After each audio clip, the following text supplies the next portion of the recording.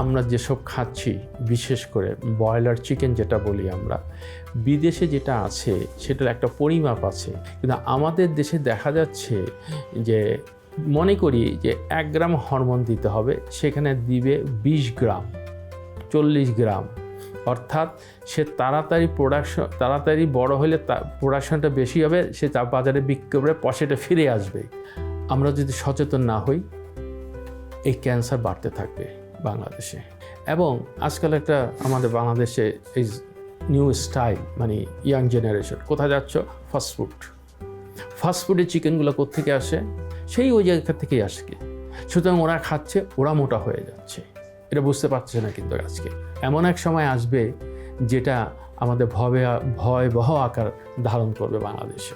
এই জিনিসগুলো কঠোর ব্যবস্থা যদি না নিতে পারি আমরা, ভবিষ্যৎ আমাদের খুব খারাপ।